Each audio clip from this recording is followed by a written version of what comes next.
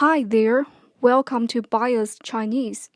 This is purely, deeply, truly personal.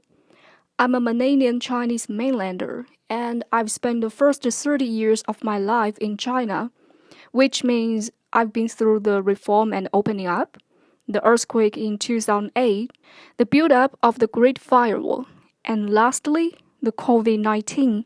In this podcast, I just want to give a common individual Chinese perspective on the things happening because I'm sick of propaganda and I simply don't want to be represented by anyone else without my consent.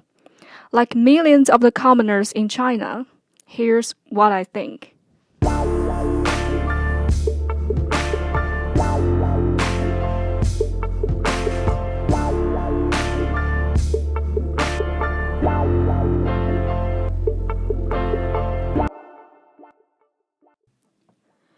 Today is December 9th, 2022, Friday.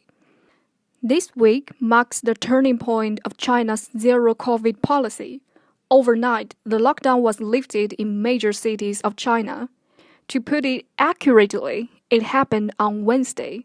Yet no bluffing, it came overnight. The propaganda also made a U-turn this week.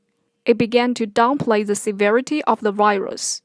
Or you can see they finally admit it, which it has portrayed as a monster for 3 years. Propaganda is shameless. I hope you take this lesson from China's experience. So, we Chinese are kinda celebrating the end of this fucking lockdown in our WeChat group. You know, when the happiness comes so fast, you become suspicious and doubt if it's true. Do I deserve it? How could the happiness come so fast? That's the mentality of most of Chinese right now. Let's call it collective imposter syndrome. At the same time, we're not done. And we know we need to prepare to bear the brunt. Finally, we're going to deal with this COVID individually. Many are hoarding medicines for fever or sore throat. It's understandable and reasonable, right?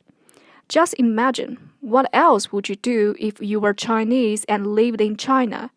You would do just like us, as a reasonable being. But personally, I admit that what happened in last 2 years also looks absurd and tragic to me.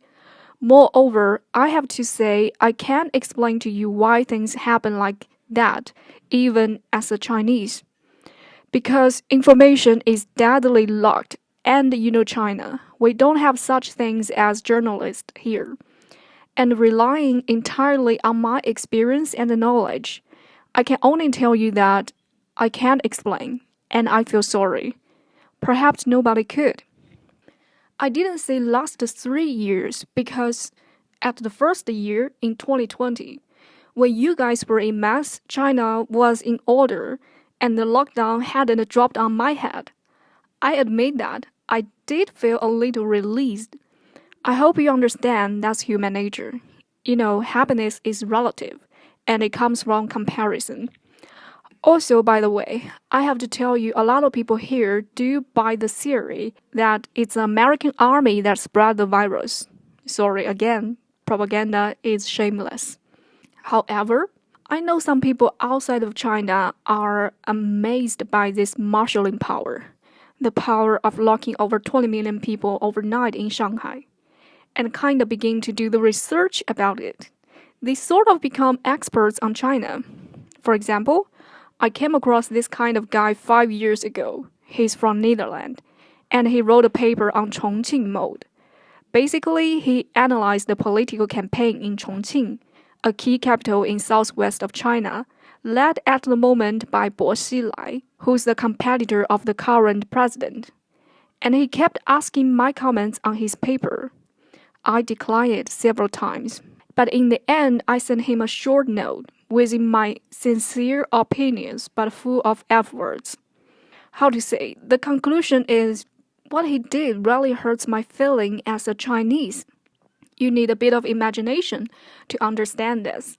It's like I was in jail. He didn't save me out. Instead, he began to do the research on how solid this jail is made. What do you expect from a prisoner? A 5-star good comment?